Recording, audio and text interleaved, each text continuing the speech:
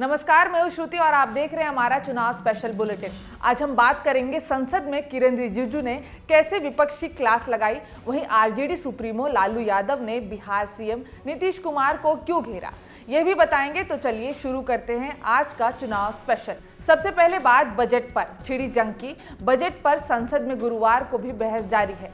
संसदीय कार्य मंत्री किरेन रिजिजू ने विपक्ष पर करारा वार किया। उन्होंने कहा कि विपक्ष संसद में गाली गलौज का सत्र ना बनाए। रिजिजू ने इंडिया गठबंधन पर जनादेश के अपमान का भी आरोप लगाया, जिसके बाद स्पीकर ओम बिरला ने भी संसद की गरिमा का ध्यान रखने को कहा। मोदी जी, हम लोग सब इस महान सदन का सदस्य हैं और आप इसको प्रिसाइड करते हैं। कोई भी सदस्य ऐसा टिप्पणी करते हैं जिससे सदन का गरिमा को चोट पहुंचती है, ये सबके लिए अत्यंत दुखद घटना है। मैं आदरणीय अध्यक्ष महोदय आपसे अनुरोध करूंगा, चाहे सत्ता पक्ष का हो विपक्ष का हो, कोई भी सदस्य इस तरह का टिप्पणी और भाषा इस्तेमाल करता है जो संसदीय परंपरा में परमिसिबल नहीं है। बजट में बिहार को स्पेशल स्टेटस नहीं मिलने को लेकर लालू यादव ने नीतीश सरकार पर निशाना साधा है। उन्होंने कहा कि नीतीश कुमार फेल हो गए हैं, उन्होंने सरेंडर कर दिया है। लालू ने कहा कि बजट में केंद्र ने नीतीश को झुंझुना पकड़ा दिया।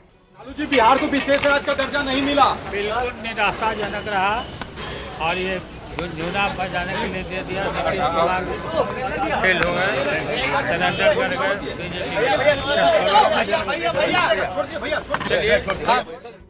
बजट पर तकरार के बीच पश्चिम बंगाल की मुख्यमंत्री ममता बनर्जी आज से 3 दिन के लिए दिल्ली दौरे पर रहेंगी। वो 27 जुलाई को होने वाले नीति आयोग की बैठक में हिस्सा लेंगी, जिसका इंडिया गठबंधन के घटक दलों ने बहिष्कार किया है। ममता बनर्जी बैठक में बंगाल से भेदभाव को लेकर सवाल उठाएंगी। अब रुख करते हैं महाराष्ट्र का, जहां विधानसभा चुनाव से पहले शरद पवार गुट के नेता अनिल देशमुख ने देवेंद्र फडणवीस पर गंभीर आरोप लगाए। देशमुख ने कहा कि 3 साल पहले फडणवीस ने उन्हें उद्धव ठाकरे, आदित्य ठाकरे, अनिल परब और अजित पवार के खिलाफ झूठे आरोप लगाकर एक एफिडेविट बनाने के लिए कहा था। देशमुख ने बताया कि उन्होंने फडणवीस को ऐसा करने से इनकार कर दिया।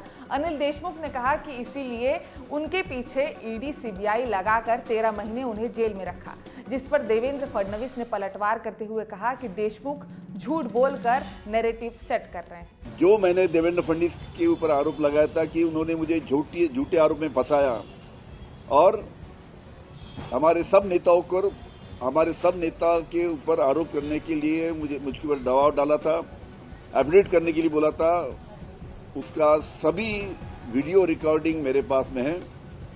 ये पेन ड्राइव है।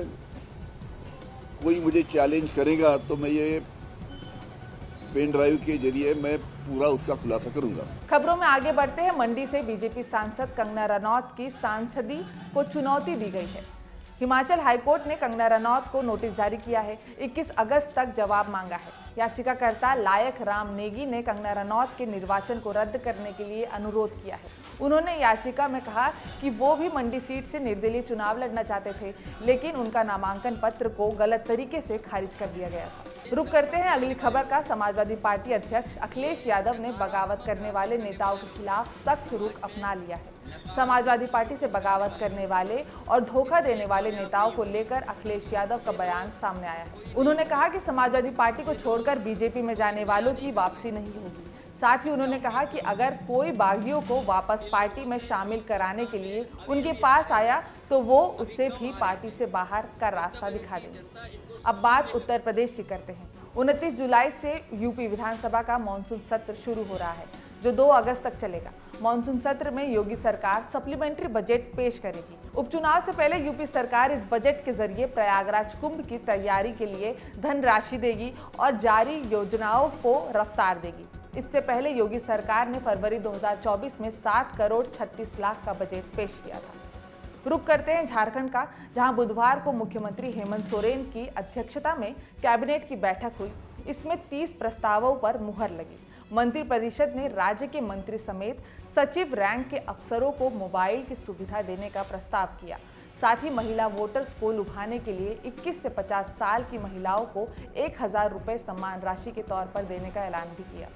अब बात अंतर्राष्ट्रीय चुनाव की करते हैं। अमेरिकी राष्ट्रपति जो बाइडेन ने राष्ट्रपति रेस से बाहर होने के बाद गुरुवार को पहली बार देश को संबोधित किया। उन्होंने कहा कि डेमोक्रेटिक पार्टी को एकजुट करना उनके लिए ज़्यादा ज़रूरी है। बाइडेन ने कहा कि दूसरी पीढ़ी को मशाल पास करना ही देश की एकमात्र सही तरीका हो सकता है। उसके अलावा उन्होंने नवंबर में होने वाले राष्ट्रपति चुनाव के दौरान कमला हैरिस के लिए समर्थन की मांग भी की। रिपब्लिकन पार्टी के प्रत्याशी डोनाल्ड ट्रंप ने राष्ट्रपति जो बाइडेन पर निशाना साधा है। उन्होंने कहा कि बाइडेन इसलिए राष्ट्रपति चुनाव से रेस से बाहर हुए क्योंकि उन्हें हार से डर लगता है, लेकिन वास्तव में हुआ ये कि डेमोक्रेटिक पार्टी के नेताओं ने एक बहुत ही अलोकतांत्रिक कदम उठाया है। उन्होंने कहा कि या तो बाइडेन खुद बाहर हो जाए या वो पार्टी उन्हें रेस से बाहर कर देगी। ट्रंप ने राष्ट्रपति कमला हैरिस को घेरा। उन्होंने कहा कि वो अमेरिका के इतिहास में सबसे वामपंथी उपराष्ट्रपति है। ट्रंप ने आगे कहा कि कमला हैरिस ने अमेरिका की सीमाएं खोल दी और करीब 20 मिलियन अवैध प्रवासी देश में आ गए। चुनावी खबरों के हमारे इस खास बुलेटिन में फिलहाल इतना ही। चुनाव से जुड़े तमाम जानकारियों और हर दिलचस्प अपडेट के लिए आप सब्सक्राइब कीजिए चुनाव आज तक। मुझे दीजिए इजाजत। नमस्कार।